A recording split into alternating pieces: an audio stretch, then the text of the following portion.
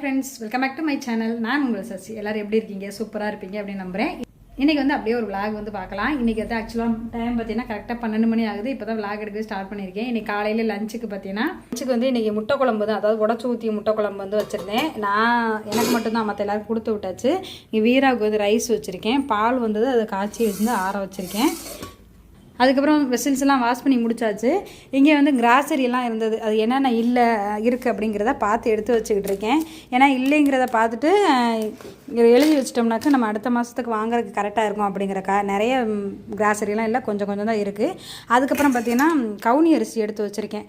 இதை வந்து நாளைக்கு இல்லைன்னா ஈவினிங், நாளைக்கு தான் செய்யலாம். ஈவினிங் செய்ய முடியாது, 12 மணி ஆச்சு. இது ஊறுறதுக்கு கொஞ்சம் டைம் ஆகும். அதனால் இதை எடுத்து வச்சா ஞாபகமாக செய்யலாம் அப்படிங்கிறக்காக இதை எடுத்து வச்சுருக்கேன். பனங்கல்கண்டு இதையும் வந்து எடுத்து வச்சுருக்கேன். பனங்கல்கண்டு, நாட்டு சக்கரை, கடலைப்பருப்பு இதெல்லாம் கொட்டி வைக்கணும். நாங்கள் ரெகுலராக குடிக்கக்கூடிய உளுந்தங்கஞ்சி மிக்ஸு வந்து, அதாவது கவுனி அரிசி அண்ட் உளுந்தங்கஞ்சி மிக்ஸு தீர்ந்துருச்சு, கொஞ்சம் தான் இருக்குன்னா. அதனால் அதையும் வந்து அரைக்கணும். அதை அரைக்கலாங்கிறப்ப பார்க்கும்போது தான் உளுந்து வந்து கம்மியாக தான் இருந்தது. நான் வந்து 1 கிலோ அளவுக்கு உளுந்து எடுத்துக்குவேன். இப்போ வந்து 1/2 கிலோ உளுந்து தான் இருக்குது. அதனால் வந்து வாங்கிட்டு தான் இந்த வந்து அரைக்கணும். அதனால் அது அரைக்கலை, இப்போதைக்கு அப்படியே எடுத்து வச்சிட போகிறேன். இந்த பனங்கல்கண்டு எப்போவுமே நான் என்ன பண்ணுவேன் அப்படின்னா, இந்த அப்படியே முழுசாக இருக்கிறத மிக்சியில் பவுடர் பண்ணி வச்சுக்குவேன். ஏன்னா இதை பாலில் போட்டு குடிக்கிறதுக்காக தான். பாப்பாவும் சரி ஹஸ்பண்டும் சரி அப்பப்போ வந்து பனங்கல்கண்டு, மிளகு, மஞ்சத்தூள் இதெல்லாம் போட்டு பால் குடிப்பாங்க. அதுக்காக பவுடர் பண்ணி வச்சிட்டோம்னாக்க பாலில் ஆற்றுறது கொஞ்சம் ஈஸியாக இருக்கும். அப்போதைக்கு நம்ம கரைச்சிக்கிட்டு இருக்க முடியாது இல்லையா, கொஞ்சம் கரையும் கொஞ்சம் கரையாத பாதி வேஸ்ட் ஆகும். அதனால நான் பவுடர் பண்ணி எடுத்து வச்சுக்குவேன்.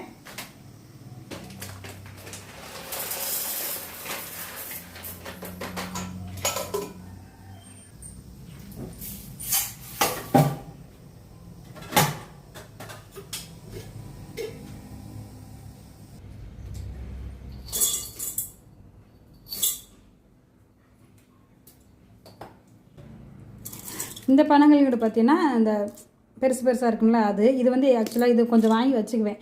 இருமல் இந்த மாதிரி கிளைமேட்டில் வந்து வரும்போது இதை எடுத்து ஒன்று வாயில் போட்டுக்கிறது, அதுக்காக இதை வாங்கி வச்சுருந்தேன். சரி, அதுவும் கொஞ்சம் இருந்தது. அதுக்கப்புறம் கொஞ்சம் பொடிகல்கண்டு இதுவுமே இருந்தது. ரெண்டையும் சேர்த்து நம்ம பவுடர் பண்ணி எடுத்து வச்சிடலாம் அப்படின்ட்டு அதுதான் பவுடர் பண்ண போகிறேன்.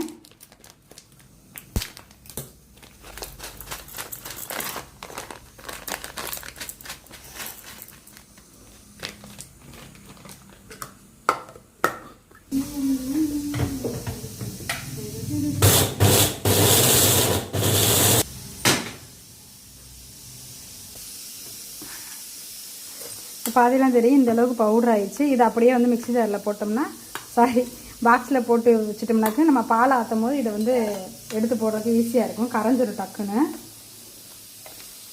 நான் இந்த மெத்தட் தான் எப்போவுமே ஃபாலோ பண்ணுவேன். இது வாங்கி வச்சேன்னா, பனங்கல்கண்டு வாங்கி வச்சேன்னா அப்படியே வைக்காமல் இந்த மாதிரி மிக்ஸி ஜாரில் போட்டு பொடி பண்ணி எடுத்து வச்சுக்குவேன். இப்போ இது ரெடி ஆகிடுச்சு. கட்டி பெருங்காயம், இதை வந்து பவுட்ரு பண்ணி எடுத்து வச்சுக்கலாம். நம்ம வந்து தூள் பெருங்காயம், அதாவது நம்ம நார்மலாக பவுட்ரு பெருங்காயம் வாங்குவோம் இல்லையா, அதுக்கு பதிலாக கட்டியாக வாங்கி வச்சதுக்கப்புறம் இதை வந்து அப்படியே நல்லா உடச்சிட்டு, கொஞ்சம் புதுசாக வாங்கும் போது கொஞ்சம் இலகனாப்பில் இருக்கும், அதை ஈஸியாக நீங்கள் சிசரில் கட் பண்ணிக்கலாம். கொஞ்சம் ட்ரை ஆயிடுச்சு அப்படின்னா அது கல் போல் ஆயிரும். அதை வந்து நீங்கள் ஒரு சுத்தியில் வச்சு நல்லா உடச்சி எடுத்துக்கோங்க. நான் இப்போ இதை உடைச்சிட்டு காமிக்கிறேன். இந்த கட்டி பெருங்காயத்தப்பெல்லாம் இந்த மாதிரி குட்டி குட்டியாக கட் பண்ணி எடுத்து வச்சுருக்கேன். இதை வந்து அதை முதல்ல சொன்ன மாதிரி காஞ்சிருந்தால் தான் அதை உடைக்க வரும். அப்படி இல்லைன்னா நீங்கள் சிசர்லேயே கட் பண்ணி எடுத்துக்கலாம், இல்லை கத்தியிலேயே கட் பண்ணி எடுத்துக்கலாம். இதுக்கு வந்து இது பவுடர் பண்ணுறதுக்கு முதல்ல ஒரு இரும்பு கடாய் இல்லைன்னா ஏதாவது ஒரு கடாய் எடுத்துக்கோங்க. இது நல்லா ஹீட் ஆனதுக்கப்புறம் நம்ம கட் பண்ணி வச்சுருக்க இந்த பெருங்காயத்தை இதில் போட்டலாம். இதை நல்லா வந்து உங்களுக்கு பொரிஞ்சு வரும், அந்த அளவுக்கு வந்து வறுக்கணும். வறுத்தால் தான் அது வந்து மிக்சியில் அரைப்படும் உங்களுக்கு, இல்லைன்னா அரைப்படாது.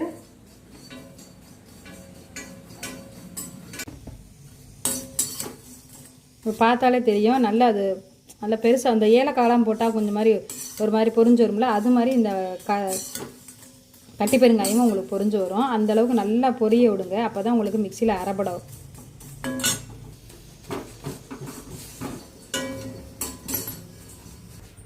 இப்போ பெருங்காயம் பார்த்திங்கன்னா உங்களுக்கு நல்லா பொரிஞ்சிருக்கு. சவுண்டு இந்த மாதிரி கேட்கணும், கல் மாதிரி, அப்போ தான் உங்களுக்கு வந்து அரைப்படும். இதை வந்து ஆறினதுக்கப்புறம் நம்ம மிக்ஸி ஜாரில் போடலாம். இந்த சால்ட் தீர்ந்து போச்சு, ஆனால் கல் உப்பு நிறையா இருக்குது. நான் கல் உப்பு பாக்கெட் இருக்கிறது தெரியாமல் வாசலில் வந்த உப்பை வந்து வாங்கிட்டேன். அதனால் இந்த உப்பையை வந்து பவுட்ரு பண்ணிக்கலாம் அப்படின்னு சொல்லிட்டு, லைட்டாக ஹீட் பண்ணிவிட்டு நம்ம பவுட்ரு பண்ணிக்கலாம் அப்படின்னு சொல்லிட்டு இதை தான் வந்து எடுத்துக்கோங்க. இப்போ கடாய் நல்லா சூடானதுக்கப்புறம் இந்த உப்பு போட்டுக்கோங்க.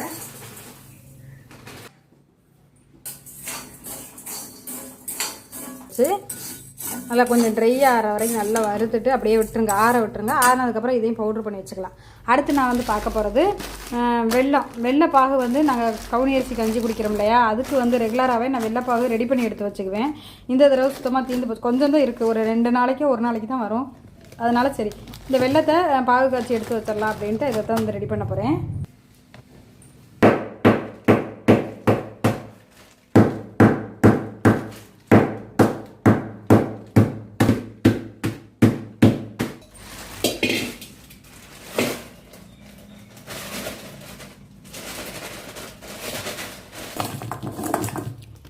இந்த வெள்ளத்தை ஓரளவுக்கு நச்சிருக்கேன், இது கரைஞ்சிரும். இதில் வந்து தண்ணி ஊற்றிக்கலாம். நான் இந்த அளவுக்கு தண்ணி ஊற்றிருக்கேன். இதுக்கு வந்து பாகு பதம்லாம் எதுவுமே கிடையாது. வெள்ளம் நல்லா கரைஞ்சதுக்கப்புறம் ஃபில்டர் பண்ணி வச்சுக்க வேண்டியதான். இதை இப்போ நம்ம அடுப்பில் வச்சிடலாம்.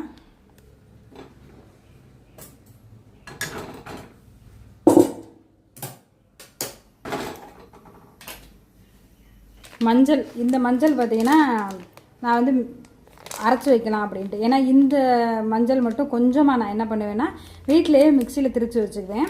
பல்காக 1/2 கிலோ அந்த மாதிரி வாங்கி மிஷினில் கொடுத்து அரைச்சி வச்சுக்குவேன். அதை தான் நான் ரெகுலராக சமையலுக்கு யூஸ் பண்ணுவேன். இது வந்து எதுக்கு அப்படின்னு பார்த்தீங்கன்னா, மிஷினில் கொடுக்குறத வந்து நம்ம பாலில் போட்டு குடிக்க முடியாது. ஏன்னா அதில் வந்து மிளகாய்த்தூள் மல்லித்தூள் இதெல்லாம் அரைக்கிறது, அதில் வந்து நம்ம பாலில் போட்டு குடிக்கும்போது பியூராக மஞ்சள் பொடி மட்டும் போட்டால் நல்லது. அதனால நான் இது வீட்டிலையே பாலுக்குடி தனியாக மிக்ஸ் பண்ணி அதாவது மிக்சியில் அரைச்சி வச்சுக்குவேன். அதுதான் இன்றைக்கி ரெடி பண்ண போகிறேன். அந்த மஞ்சள் எனக்கு தீர்ந்துருச்சு.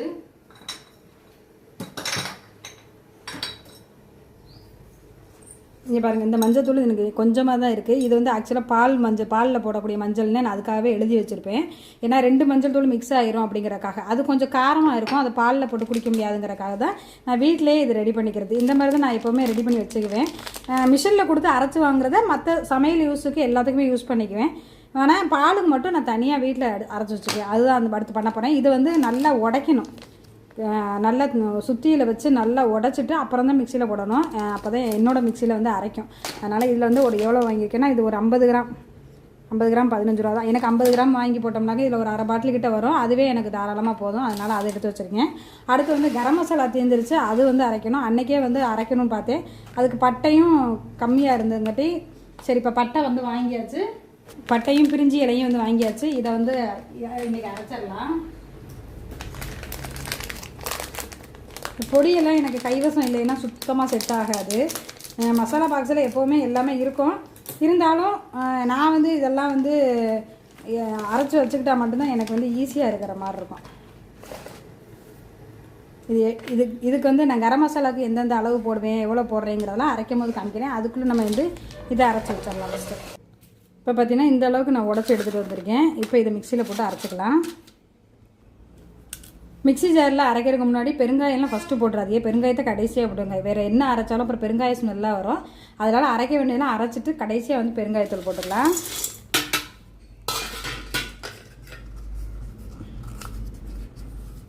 இப்போ இதை அரைச்சிட்டு வந்துடுறேன்.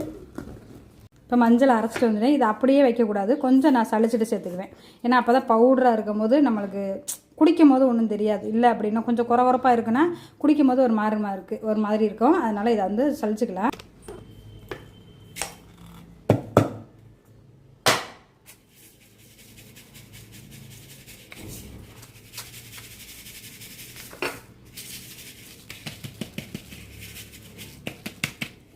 இது திருப்பியும் போட்டு ஒரு சுற்றிக்கலாம்.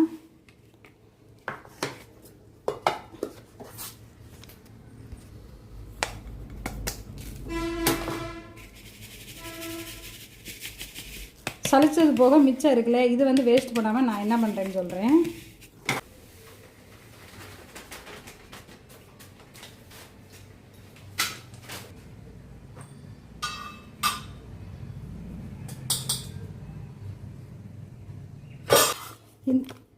இந்த மஞ்சள் பார்த்தீங்கன்னா நான் மிஷினில் கொடுத்து அரைச்சி வச்சுக்கிறது. அதாவது இந்த விரலி மஞ்சள் இருக்குல்ல, அதை 1/2 கிலோ அளவுக்கு வாங்கி 1/2 கிலோவோ 1/4 கிலோ எனக்கு எவ்வளோ தேவைப்படுதோ அதை வாங்கி அரைச்சி வச்சுக்கிறது. அதுவுமே இவ்வளோ தான் இருக்குது. இந்த மஞ்சள் தூளோட இதை மிக்ஸ் பண்ணிடுவேன். இந்த சளிச்சு வச்சதை இதோட மிக்ஸ் பண்ணிட்டோம்னாக்க நம்மளுக்கு மற்ற இதில் போடையில் ஒன்றும் பெருசாக ஒன்றும் வித்தியாசம் தெரியாது. அதனால் நான் இதிலேருந்து மிக்ஸ் பண்ணுவேன். ஏன்னா அது கொஞ்சமாக தானே இருக்குது அப்படிங்கிறதுனால. இப்போ இந்த மஞ்சள் தூள் பார்த்தீங்கன்னா நார்மலாக நம்ம சமையலுக்கு எடுத்து யூஸ் பண்ணக்கூடாது. அதுவும் கொஞ்சம் முடிஞ்சிருச்சு, ரீஃபில் பண்ணி வச்சுக்கலாம். பொடியெல்லாம் பார்த்திங்கன்னா ரொம்ப உடம்புக்கு நல்லது. அதை வந்து நம்ம பாக்கெட் வாங்கி யூஸ் பண்ணாமல் வீட்டிலையே மஞ்சள் வாங்கி நம்ம மிஷினில் கொடுத்து அரைச்சி யூஸ் பண்ணோம்னாக்கா ரொம்ப நல்லது. எனக்கு வந்து இந்த மஞ்சள் முடிஞ்சிருச்சு, அதனால் வாங்கி அரைக்கணும். இது பார்த்திங்கன்னா நார்மலாக சமையலுக்கு யூஸ் பண்ணுற மஞ்சள். இது பார்த்திங்கன்னா பாலில் போடக்கூடிய மஞ்சள்.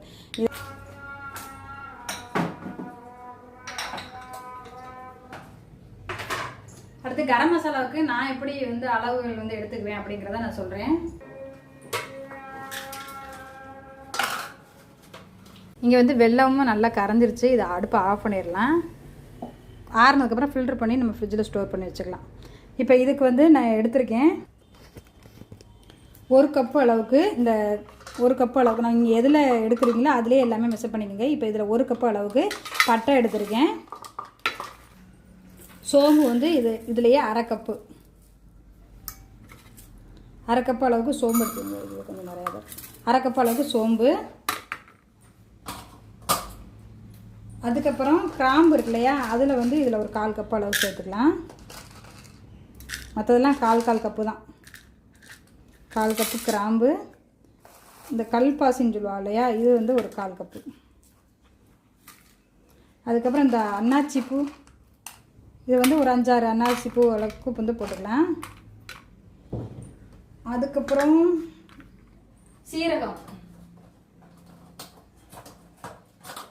சீரகம் வந்து 1/4 கப்புக்கும் கம்மியாகவே எடுத்துக்கோங்க. ஏன்னா அப்புறம் இதோட இது வந்து கூடிடும் ஃப்ளேவர், அவ்வளோதான். அதுக்கப்புறம் அந்த பிரிஞ்சி இலை இருக்கு இல்லையா, அதுவுமே வந்து இந்த 1 கப்பு அளவுக்கு சேர்த்துருக்கேன். கட் பண்ணி போட்டு இதில் இந்த அளவுக்கு சேர்த்துருக்கேன்.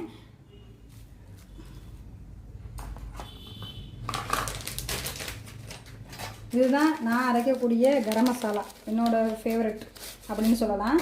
இப்படி தான் நான் வந்து அரைப்பேன். அப்புறம் மெயினாக இதில் வந்து ஏலக்காய் சேர்க்கணும். என்கிட்ட ஏலக்காய் மட்டும் தீந்துருச்சு, சடனாக இல்லை. இப்போ வந்து இருக்குது ஒரு 4-5 ஏலக்காய் வந்து இருக்குது. அதை மட்டும் இதில் சேர்த்துக்கிறேன். இதில் வந்து ஒரு 1/4 கப்பு அளவுக்கு ஏலக்காயும் நீங்கள் சேர்க்கணும். அப்போ தான் அதோடய ஃப்ளேவர் வந்து உங்களுக்கு நல்லாயிருக்கும். இது வந்து சிக்கன் குழம்பு, மட்டன் குழம்பு, பிரியாணி எல்லாத்துக்குமே போடலாம். அதோடு இல்லை நம்ம வறுக்கிறதுனால நீங்கள் ஃபஸ்ட்டே போடலாம் கிடையாது, கடைசியாக கூட இதை வந்து நீங்கள் போட்டுக்கலாம். இப்போ இதை நம்ம வறுத்தரலாம். இப்போ அடுப்பு ஆன் பண்ணிட்டு இதுக்கு வந்து ஒரு இரும்பு கடாய் வந்து எடுத்துக்கோங்க. அதுதான் உங்களுக்கு வந்து அதில் வறுக்கும்போது உங்களுக்கு பிடிக்காமல் இருக்கும். அதாவது எதுவும் ஒட்டாமல் அடி பிடிக்காமல் நல்லா ஃப்ளேவரோட வரும். இப்போ இது எல்லாத்தையுமே வந்து இந்த இரும்பு கடாயில் ஒன்றா போட்டுக்கலாம். ஒன்றா போட்டு ஒரு ஹை ஃப்ளேமில் வச்சு ஒரு 5-6 நிமிஷம் நல்லா வாசம் வர வரைக்கும் நீங்கள் வறுத்துக்கோங்க. நல்லா எல்லாத்தையும் மிக்ஸ் பண்ணி கொடுங்க. அப்போ தான் உங்களுக்கு நல்லா எல்லாமே வறுபடும். இந்த மாதிரி நல்லா அடியிலேருந்து எல்லாத்தையும் கிண்டி கொடுங்க. அப்போ தான் வந்து உங்களுக்கு எல்லாமே வறுபடும். உங்களுக்கு ஹை ஃப்ளேம்லேயே வச்சுக்கோங்க.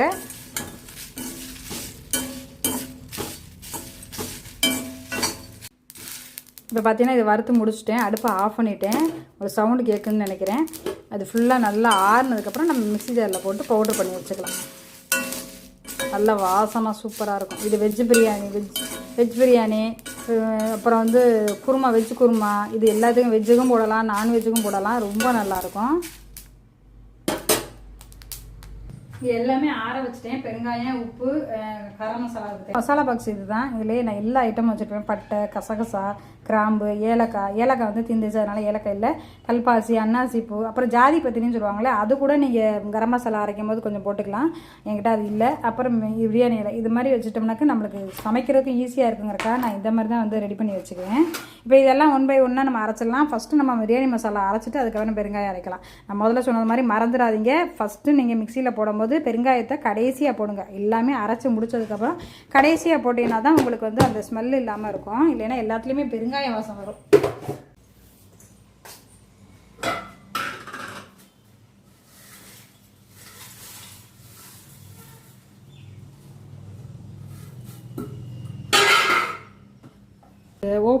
அரைச்சி ஓப்பன் பண்ணோடனே அவ்வளோ ஸ்மெல்லு வந்து இருக்குது. ரொம்ப நல்லாயிருக்கு.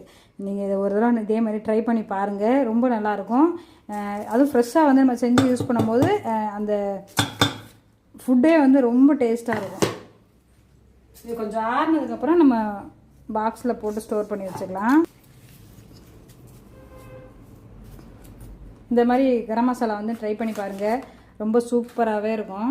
இந்த பாக்ஸில் தான் நான் போட்டு, இந்த பாட்டிலில் தான் நான் ஸ்டோர் பண்ணி வைப்பேன். சுத்தமாகவே எனக்கு தீர்ந்துருச்சு. இது இல்லாமல் எனக்கு சுத்தமாக வேலையே ஓடாது. அதனால தான் நான் இதை அரைச்சிட்டேன். இப்போ இதை ஆறட்டும்.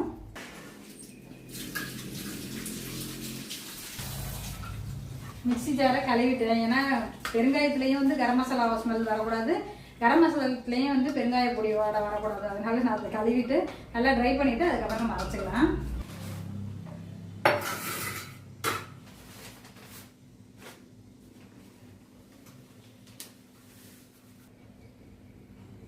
கரம் மசாலா சூப்பராக ரெடி ஆயிடுச்சு. நல்ல பவுடர் உங்களுக்கு கிடைக்கும், அதுவும் நல்ல வாசமாக இருக்கும். கண்டிப்பாக இந்த பெருங்காயத்தை நீங்கள் ட்ரை பண்ணி பாருங்கள்.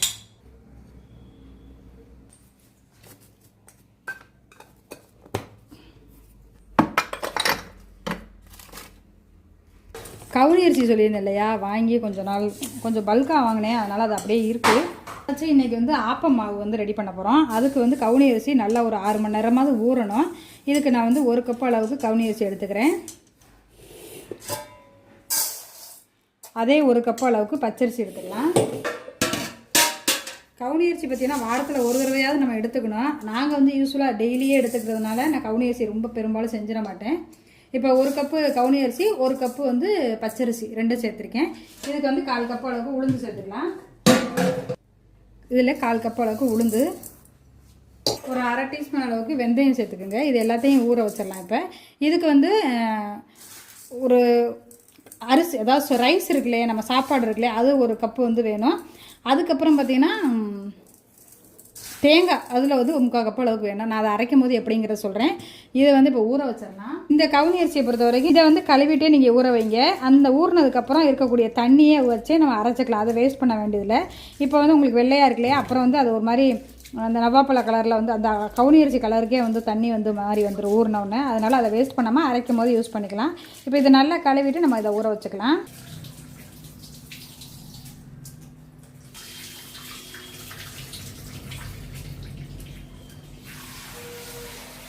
இது நல்லா ஊற வச்சாச்சு.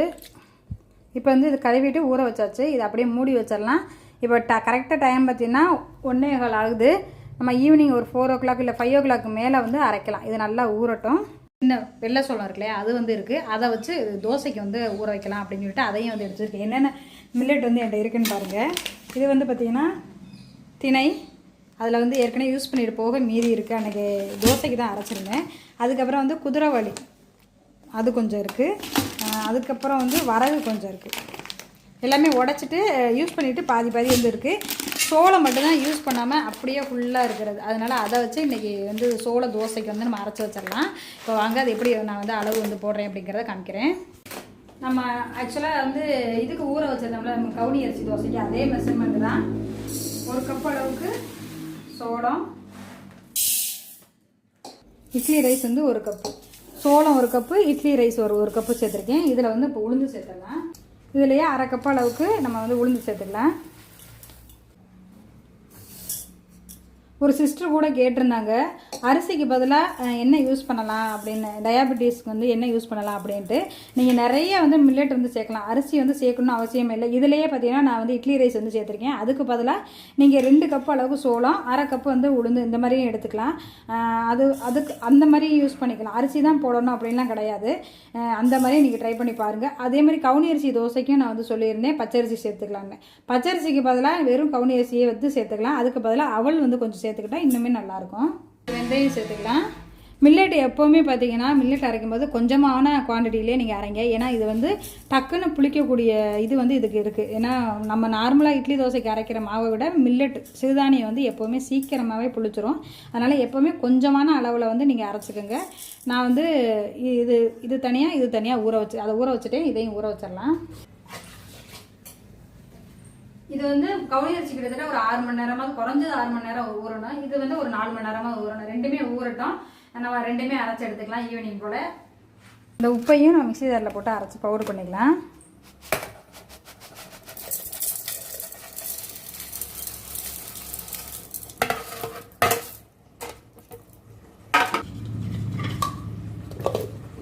பார்த்தீங்கன்னா உப்பு நம்மளுக்கு சால்ட்டு சூப்பராக ரெடி ஆயிடுச்சு. நல்லா பவுடராகவே உங்களுக்கு கிடச்சிரும். இது வந்து நம்ம இந்த மாதிரி ட்ரை பண்ணிக்கலாம். இப்போ இது பாக்ஸில் வந்து ஸ்டோர் பண்ணி வச்சுக்கலாம். நான் உப்பு கொட்டி வைக்கக்கூடிய 2 இது ஒன்று, இது ஆல்ரெடி கொஞ்சம் பிங்க் சால்ட் வந்து இருந்தது, அதையும் இதோட போட்டு நான் பவுட்ரு பண்ணிவிட்டேன். அதனால தான் உங்களுக்கு கலர் வந்து இப்படி தெரியுது. இப்போ இதை வந்து நம்ம இதில் போட்டுக்கலாம். அரைச்ச உப்பு இது 2லேயுமே எனக்கு சரியாக வந்துருச்சு. இதை எடுத்து வச்சிடலாம். அப்படியே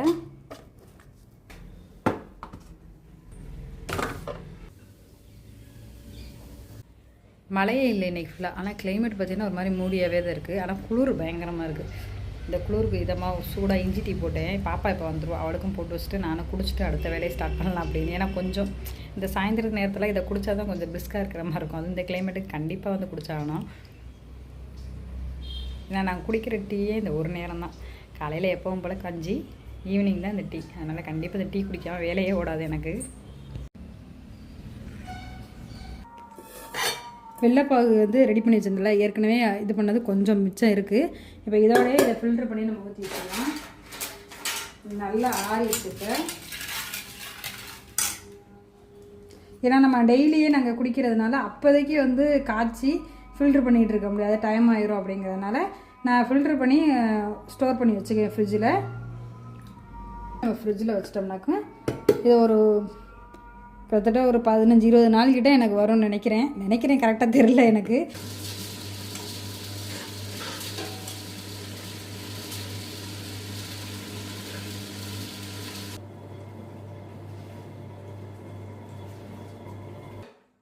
இப்போ இந்த ஆப்பமாவு அரைக்கிறதுக்கு நான் இதில் 1 கப் அளவுக்கு ரைஸ் எடுத்துருக்கேன், சாதம் எடுத்துருக்கேன். இதை வந்து மிக்ஸி இதில் போட்டுக்கலாம்.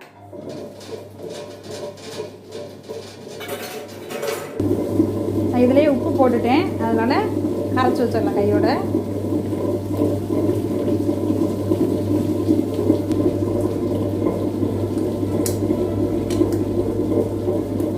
இந்த மாவு நம்மளுக்கு ரெடி ஆகிடுச்சு, அப்படியே இருக்கட்டும். எப்போவுமே ஆப்பத்துக்கு அரைக்கும் போது சாப்பாடை வந்து முதல்ல போட்டு அரைச்சிக்கோங்க, அதுக்கப்புறம் நீங்கள் ரைஸ் வந்து போட்டுக்கலாம். இப்போ நம்ம ஊற வச்ச ரைஸை போட்டுக்கலாம்.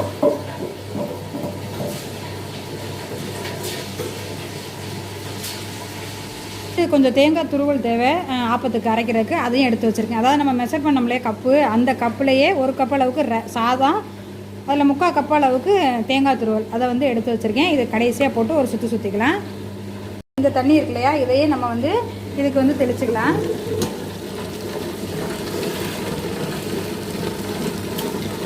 இப்போ இதிலையே போட்டாச்சு. இப்போ வந்து தேங்காய் சேர்த்துக்கலாம். தேங்காய் பார்த்தீங்கன்னா நான் 1 கப் அளவுக்கு எடுத்துருக்கேன், அதையும் இதில் சேர்த்துக்கலாம்.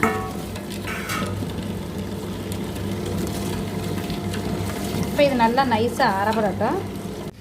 மாவு அந்த பக்கம் போட்டுவிட்டு இங்கிட்ட நைட்டு டின்னருக்கு வந்து நான் ரெடி பண்ணிக்கிட்டு இருக்கேன். இன்றைக்கி வந்து சேமியா கிச்சடி தான் வந்து ரெடி பண்ணேன். காயெல்லாம் எதுவுமே போடலை, சிம்பிளாக செய்யணும் அப்படின்னா கண்டிப்பாக நான் இந்த இதை தான் செய்வேன். இது வந்து செஞ்சுட்டு அப்படியே வந்து சைடிஷ்க்கு தேங்காய் சட்னி வந்து அரைச்சிட்டேன். காலையில் வச்ச குருமா இருந்தது, அந்த சப்பாத்தி மாவு கொஞ்சம் இருந்தது, அதை வந்து ரெடி பண்ணி வச்சாச்சு. மாவும் அரைச்சி 2யுமே கரைச்சி வச்சுட்டேன். இன்றைக்கி ஃபுல்லாக வெளியிலே தான் வைக்க போகிறேன். ஏன்னா இந்த கிளைமேட்டு கண்டிப்பாக பிடிக்காது, அதனால் நான் வெளியில் வச்சுட்டு காலையில் ஊற்றும் போது நான் உங்களுக்கு காமிக்கிறேன். டிஃபன் செஞ்சு வச்சுருக்கேன், இன்னும் சாப்பிடலை. அங்கே சிங்கில் உள்ள பாத்திரம் எல்லாமே வாஷ் பண்ணி முடிச்சாச்சு.